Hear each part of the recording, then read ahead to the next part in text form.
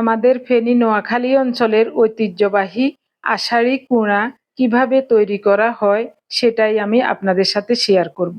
এই কুড়া বা ছাতু তৈরি করার জন্য প্রধান যে উপকরণটা লাগবে সেটা হলো খই। 1.5 কেজি খই এনেছেন বাজার থেকে। খইগুলি আমরা দুজন বসে বসে বেছে নিয়েছি। এখন আগের তৈরি করা ছাতু আর কাঁঠাল খাচ্ছি। এরপরে ছাতু তৈরির কাজে লেগে যাব। একে একে ভেজে নেব বিভিন্ন ধরনের ডাল, চাল, তিল, তিসি, বাদাম এইসব। ভাজা হয়ে গেলে সব রকমের ডালগুলোর যতটা সম্ভব খোসা ছাড়িয়ে নেব। তারপরে সবকিছু একসাথে মিশিয়ে রাখবো। বড় একটা গামলাতে প্রথমে নিচ্ছি চাল ভাজা, এরপর ছোলা ভাজা, এরপর হেলনের ডাল ভাজা, তারপরে কুষ্টিয়ার বিখ্যাত মটর ডাল ভাজা, এরপরে সাদা মটর ভাজা, তারপরেই তিল ভাজা, এরপরেই তিসি ভাজা। স্বাদ মতো লবণ দেব। 1 কেজি চীনাবাদাম ভেজে খোসা ছাড়িয়ে ঝেড়ে রেখেছি। এগুলি চাল ডালের সাথে মিশাবো না, কারণ একত্রে মিহি করে যখন ব্লেন্ড করব তখন বাদাম থেকে তেল বের হয়ে সব দলা দলা হয়ে যাবে।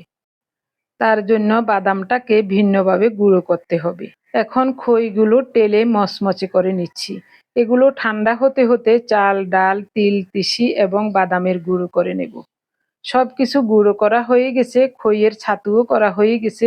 খইগুলো অর্ধভাঙ্গা করে নিয়েছি, একেবারে মিহি করে ছাতু করে সবকিছু গুঁড়ো করা হয়ে গেছে। এখন মেশানোর পালা। তার জন্য বড় একটা জায়গা লাগবে। এটা হলো বাদামের গুঁড়ো। বাদামের গুঁড়োটা বেশি মিহি করি নাই। বড় একটা স্টিলের গামলা নিলাম, অবশ্য এটাতে ধরবে না। প্রথমে নিলাম কিছুটা খইয়ের অর্ধভাঙ্গা গুঁড়ো, তারপর চাল, ডাল, তিল, তিসির গুঁড়ো, এরপরে নেব বাদামের গুঁড়ো। এভাবে লেয়ার করে মেশালে সবকিছু সমপরিমাণে সমান সমানভাবে মিশবে এবং অল্প জায়গায় কাজটা হয়ে যাবে। সেই ছোটবেলা থেকে দেখে আসছি আমাদের অঞ্চলে জ্যৈষ্ঠ মাসে জামাই ষষ্ঠীর আগে এরকম ছাতু তৈরি করা হতো। কারণ জামাই বাবাজি যখন ষষ্ঠীর আশীর্বাদ নিতে শ্বশুর বাড়িতে আসবে তখন যার যার সাধ্য অনুযায়ী জ্যৈষ্ঠ মাসের মধুর ফলগুলি নিয়েই শ্বশুর বাড়ি আসবে, যেমন আম, জাম, লিচু, কাঁঠাল এইসব।